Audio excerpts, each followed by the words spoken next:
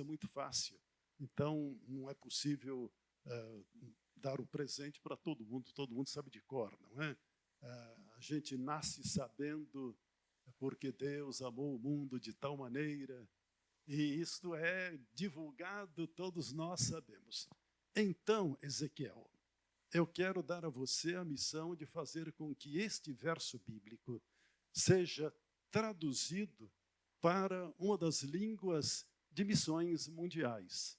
E eu, como só conheço a língua francesa, então você vai decorar este verso em francês e ensinar para a congregação e compartilhar desta feita.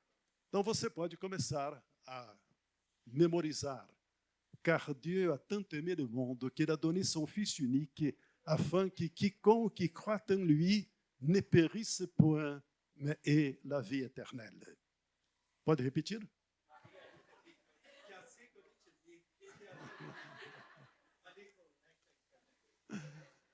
Então, está aí uma missão missionária para os irmãos gravar esse verso bíblico em francês e compartilhar de alguma forma aí. Certamente por aqui tem alguém que é ou de família vinculada a um dos países que falam francês. Nós recebemos no Brasil já há algum tempo muitos imigrantes que vieram do Haiti. Então, todos eles falam francês. E nós podemos compartilhar o trabalho missionário através da obra que o Senhor tem nos dado a missões mundiais. Quero compartilhar com os irmãos um texto bíblico para que possamos ver aquilo que Deus tem desejado, que não é algo novo, não é para hoje, não é algo que foi criado por nós, é realmente dado por Deus e dentro de um plano que é o plano completo da obra do Senhor, nosso Deus, para a igreja dele.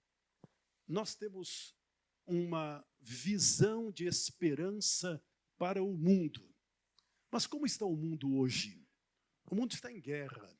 Eu não sei se os irmãos têm acompanhado, além das grandes guerras que estamos vivendo, que é a guerra de Israel contra o terrorismo, ou que é a guerra da Rússia com a Ucrânia, existem guerras espalhadas pelo Brasil em várias situações diferentes, a guerra contra a droga, mas temos a guerra armada no nosso continente, lá no Haiti, continua, e é uma situação que traz dificuldade para todos os povos fronteiriços, inclusive nós podemos pensar que ali das Antilhas vai se espalhando o medo dessa guerra atingir os países mais próximos.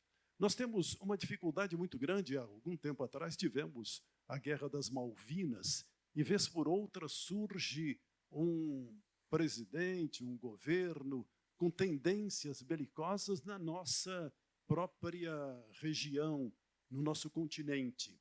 Mas a África tem inúmeras guerras. Nós não imaginamos quantas. Há poucos dias conversava com o missionário Rawlinson Rangel. Ele trabalha em Moçambique. Moçambique está em guerra. Moçambique tem 2 governos instalados. Moçambique tem exércitos. E há uma guerra que está constantemente matando os do próprio país. E outros lugares na África estão vivendo esta situação de guerra. Mas nós temos a mensagem de esperança para o mundo em guerra. E quero compartilhar esse texto de Romanos, capítulo 15, versos 7 a 13. Ele será certamente projetado ali, os irmãos poderão acompanhar também em suas Bíblias e entender que há uma esperança para o mundo em guerra.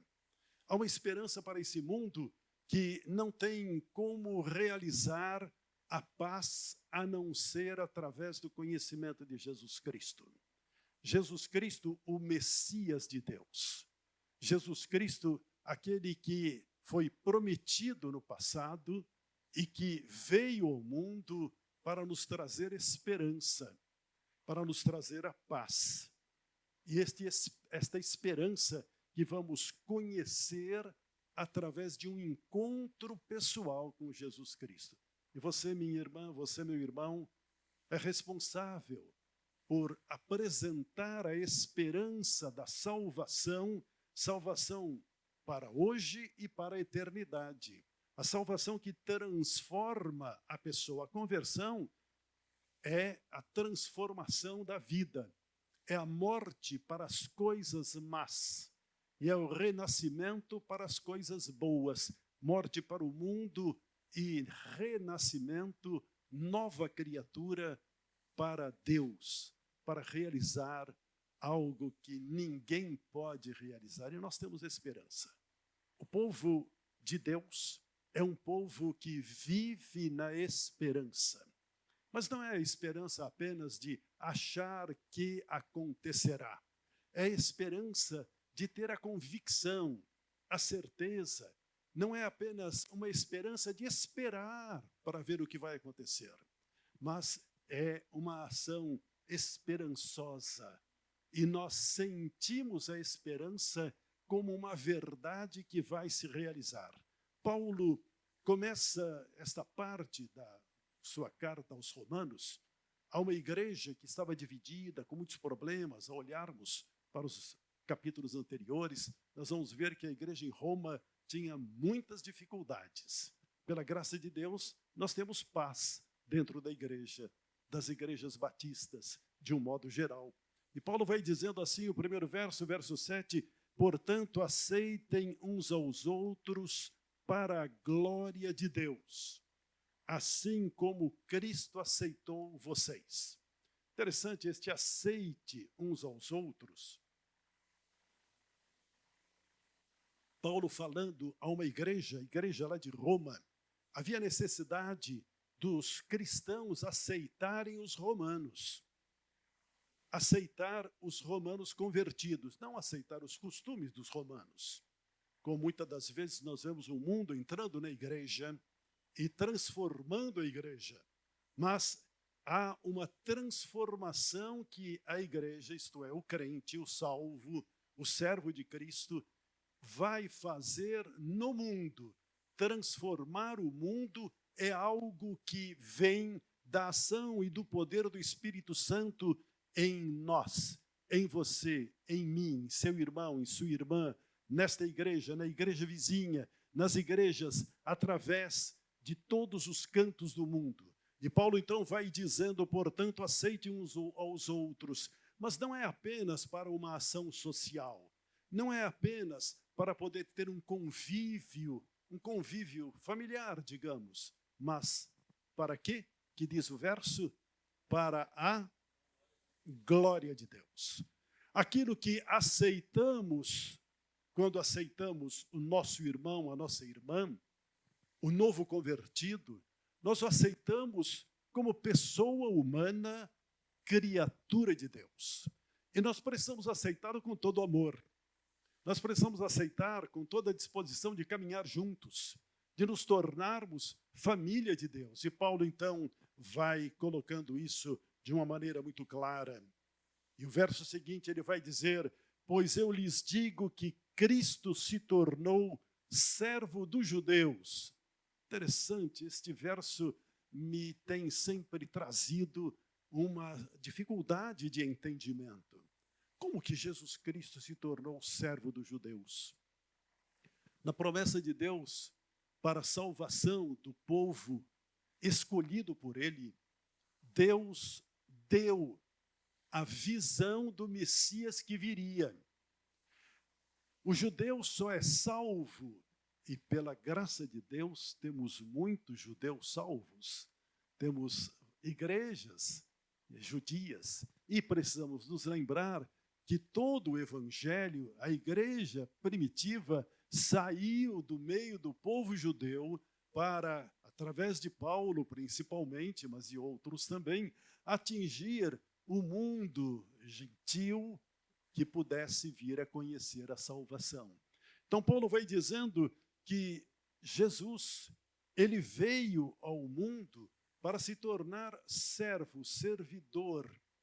A ideia aqui é de um diaconato, é de uma ação de serviço. Por isso Jesus disse inúmeras vezes, eu não vim para ser servido, eu vim para servir. Então, o que Paulo está colocando aqui é esta prova daquilo que Jesus tinha declarado, que veio para servir, e para servir primeiramente o povo judeu. Pois lhes digo que Cristo se tornou servo dos judeus a fim de mostrar que Deus é fiel, para fazer com que se cumprissem as promessas feitas por Deus aos patriarcas. Então, Deus não falhou no passado antes de Jesus, antes dessa chamada era cristã, que estão querendo terminar, acabar com essa terminologia. Nós sabemos que estamos no ano de 2025 da era cristã.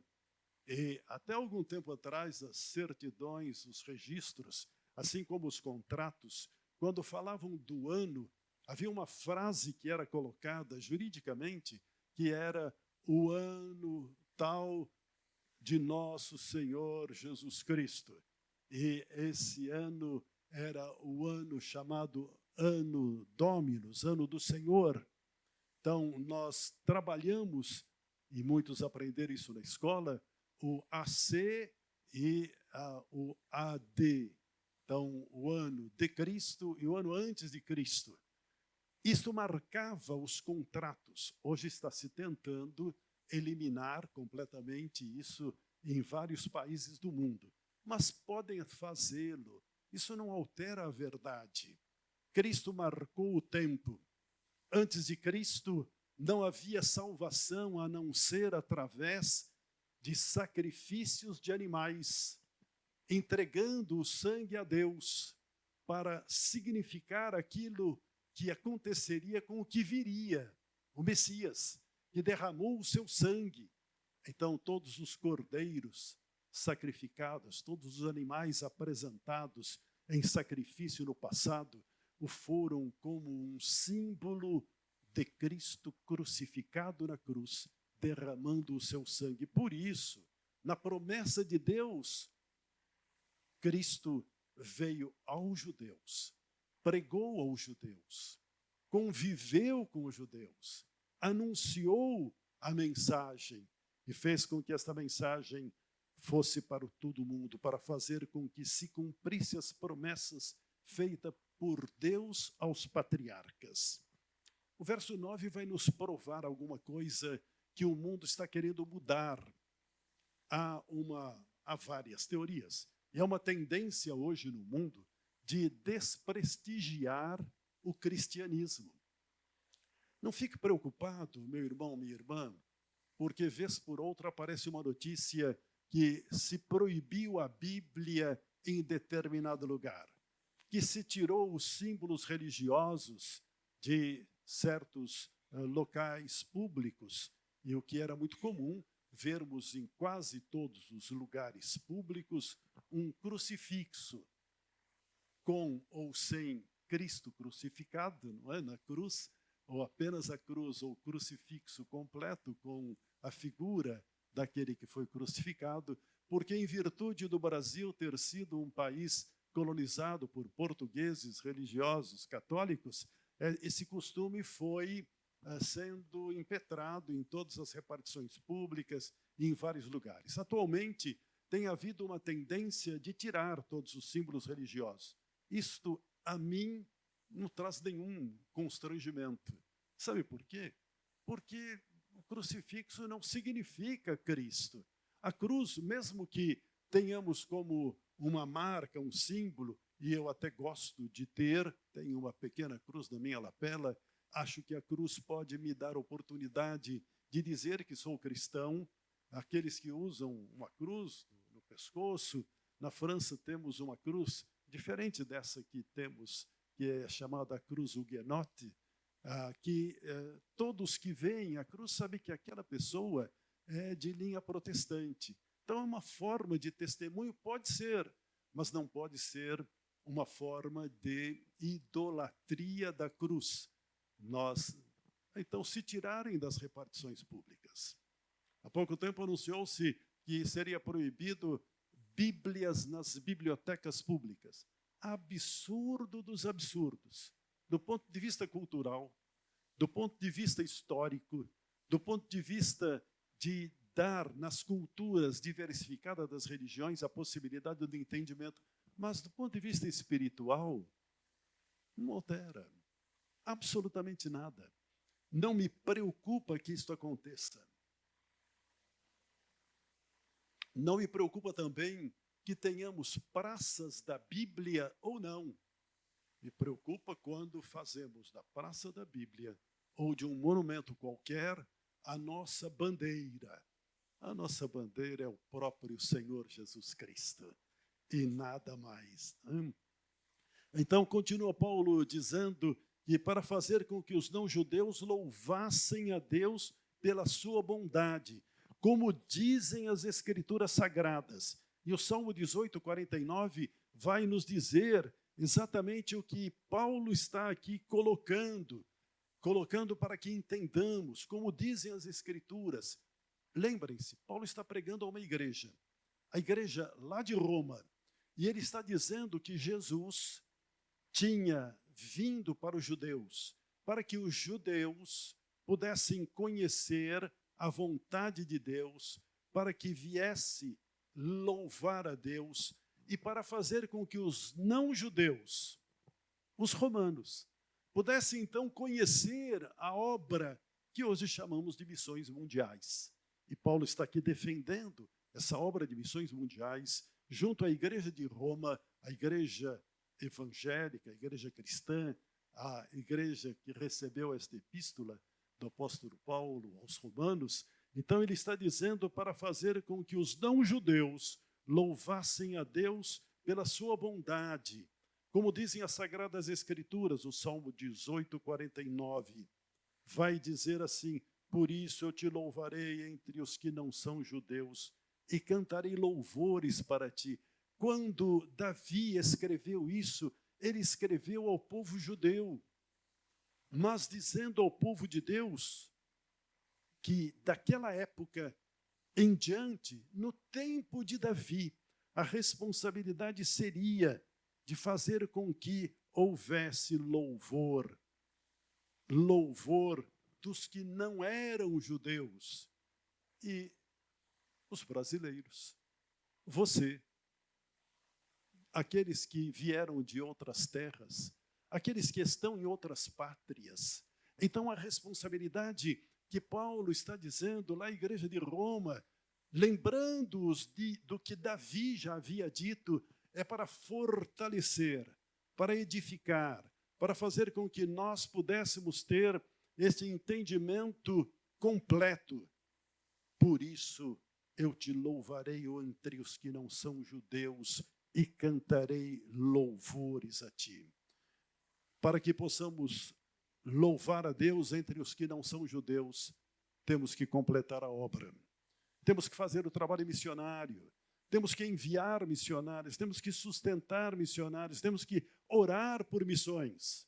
E um compromisso que precisamos assumir, e nesta noite missionária, neste início de campanha missionária, nós podemos assumir este compromisso de orar por missões. E os irmãos podem solicitar, cada família, um país, e orar por este país durante todo este mês de março, uma semana, 15 dias, um mês inteiro, um missionário específico. E é possível que os irmãos conheçam e troquem mensagens com os missionários. É possível e necessário que saibam do que está se passando num país lá na África distante, lá na Europa tanto de leste como na Europa central, na Europa que chamamos de primeiro mundo, mas que tem tanta miséria, tem tanta desgraça, tem tanta guerra interior, e nós podemos entender o plano de Deus. As igrejas na Europa, na grande maioria, são igrejas pequenas. Na África, poderíamos dizer que são igrejas grandes em virtude da sua maneira de ser, da cultura do povo. Mas, creio eu, e aquilo que conheço pouco, principalmente Senegal, sei que as igrejas são numericamente pequenas. Mesmo que em determinados momentos haja grandes grupos, os grandes grupos não são grupos de pessoas convertidas, nascidas de novo. As igrejas são pequenas, e pequenas mesmo as grandes igrejas, batista ou de não importa qual denominação. Eu não creio que todo o povo que se reúna em determinados lugares para os cultos de televisão, para as grandes concentrações, para os movimentos mais diversos, que sejam pessoas convertidas a Cristo.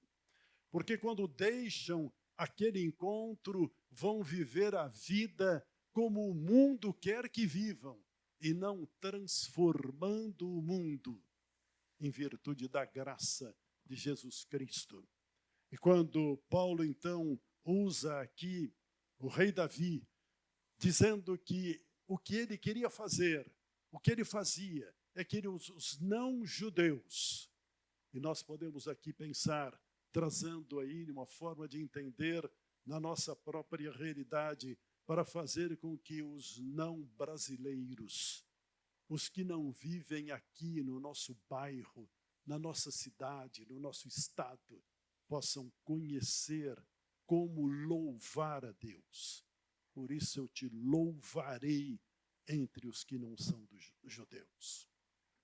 E Paulo continua falando então a Roma, a igreja romana, e vai dizendo a respeito daquilo que Moisés tinha dito. Lá em Deuteronômio 32, 43, diz que as Escrituras também dizem: vocês que não são judeus, alegrem-se com o povo escolhido de Deus.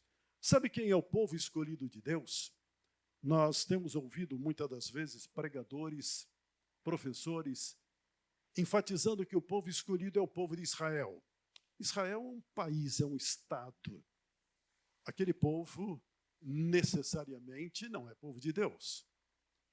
Encontramos pessoas em Israel, em Jerusalém, em várias outras cidades, e em boa parte das cidades, pessoas que nunca sequer ouviram falar de Jesus.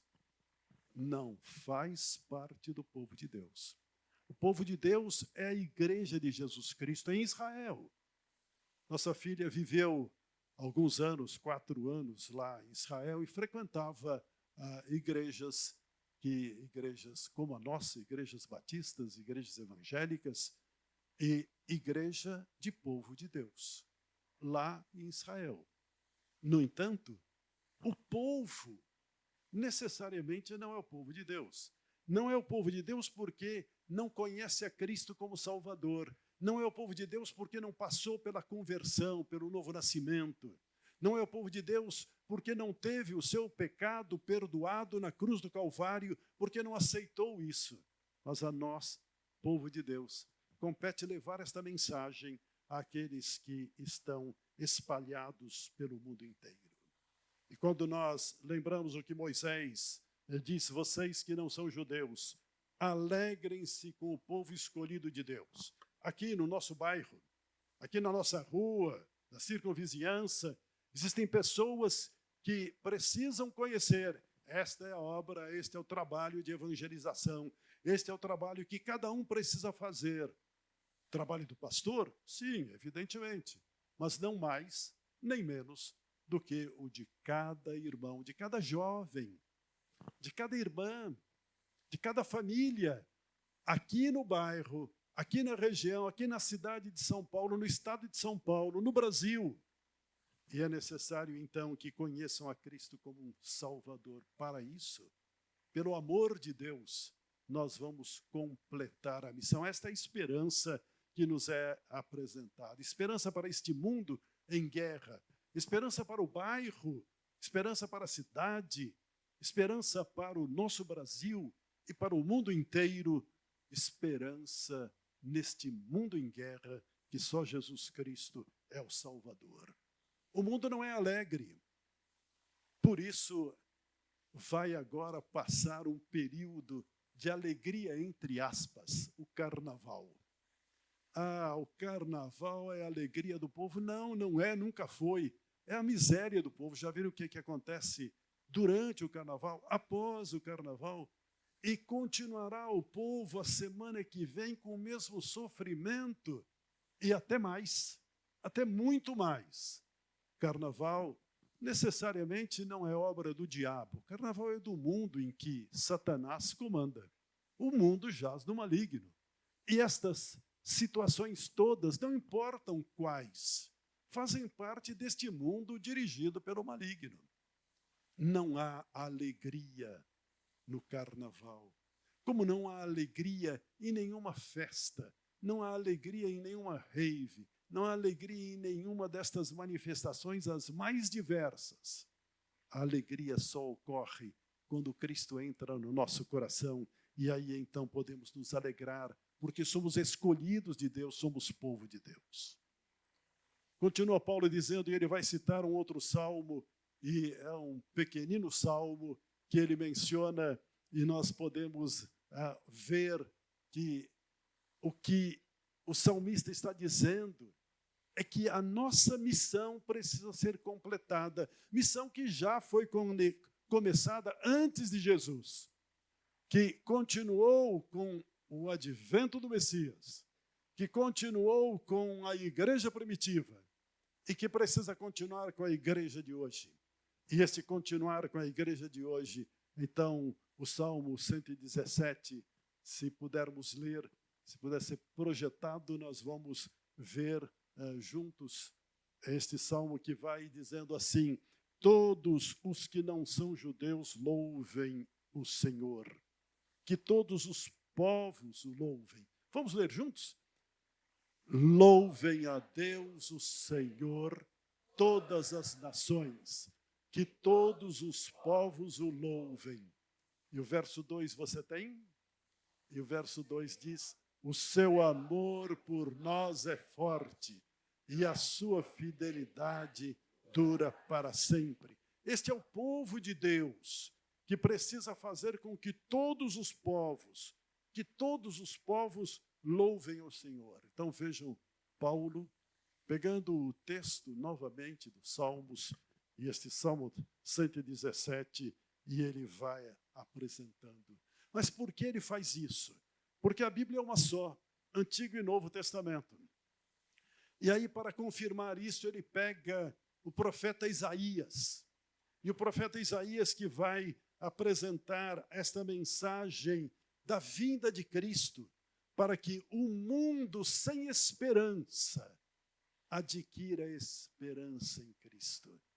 Esperançosos com a chegada do Messias. E lá em Isaías 11:10, nós encontramos esta colocação que vai sendo dita por Paulo aos judeus. Como é que ele diz ali? Vejam só. Paulo então vai dizendo aos romanos, aos judeus em Roma, ele vai dizendo à igreja de Roma: naquele dia o descendente de Davi, filho de Jessé, será como uma bandeira para as nações. Os povos passarão para o lado dele, e da cidade onde ele reina brilhará a glória de Deus. Mas como é que isso vai acontecer? Quem está dizendo isso é o profeta Isaías, séculos antes de Jesus. E nós estamos ouvindo isso 2 milênios após. E esta verdade é para mim e para você. E Isaías dizendo: virá o descendente do rei Davi. E o descendente do rei Davi, o filho de Jessé, é Jesus. É aquele que nasceu lá na Judéia, lá na cidade de Belém. Mas a cidade de Belém, hoje, meus irmãos, é uma cidade que está na mão dos muçulmanos, da grande maioria.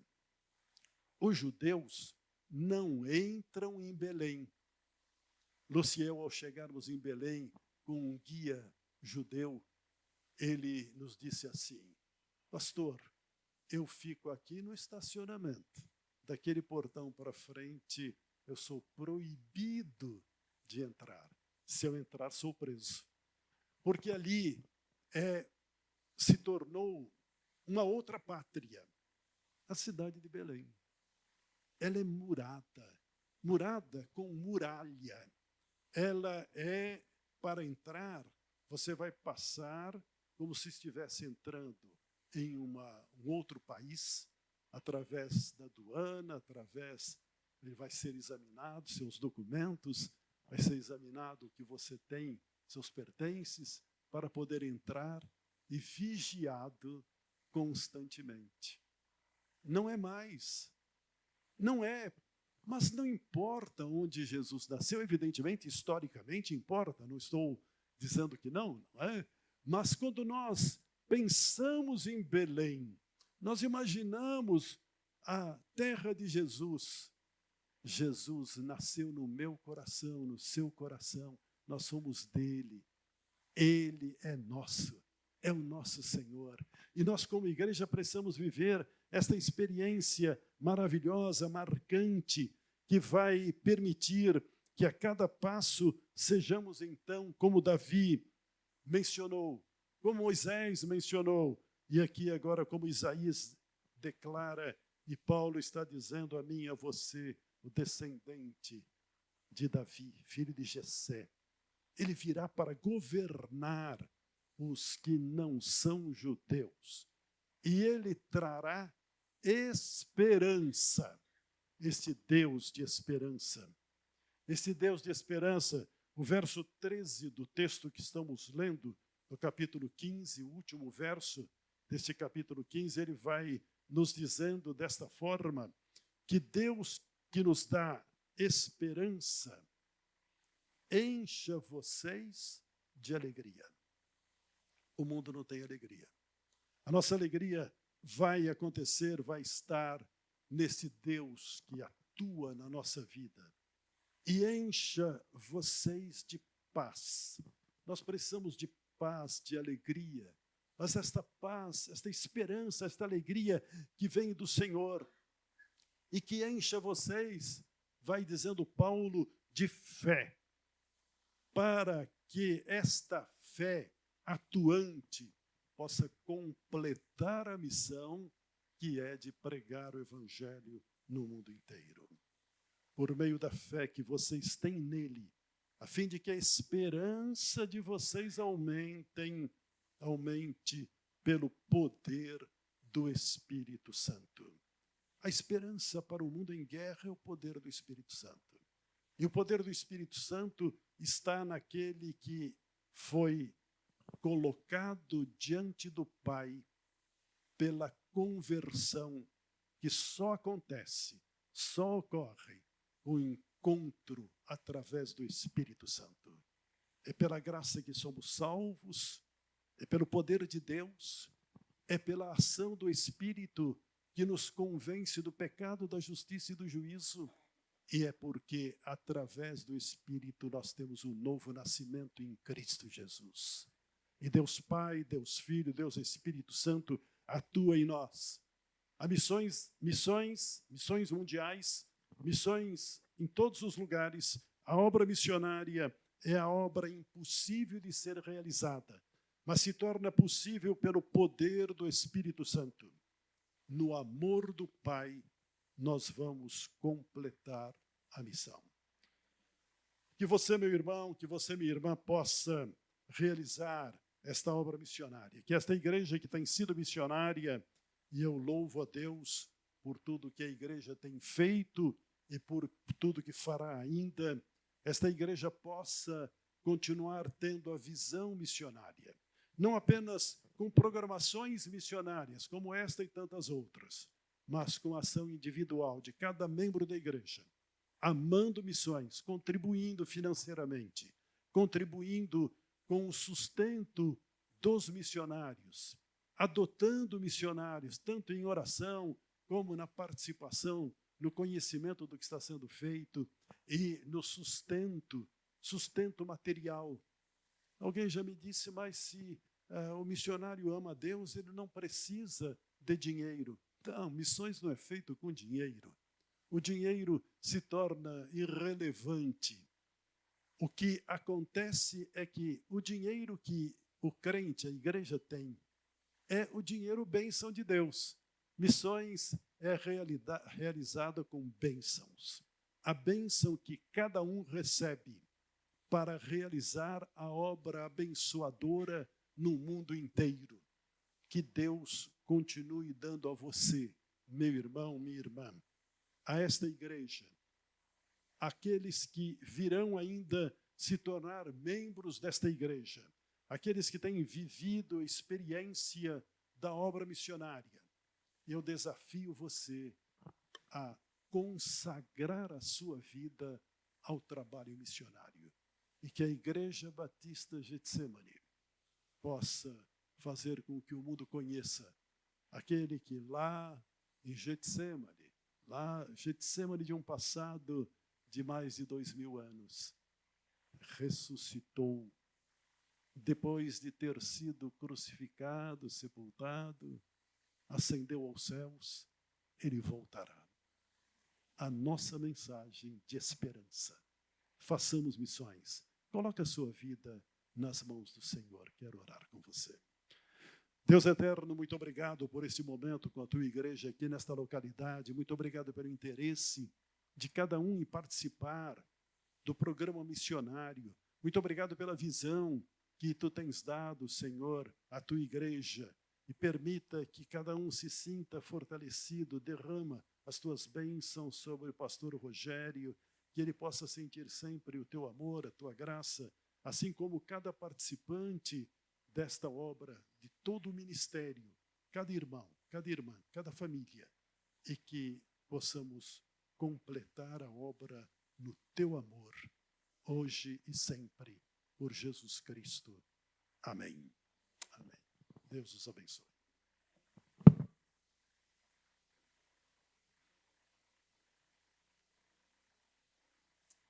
Vai recitar o verso bíblico em francês?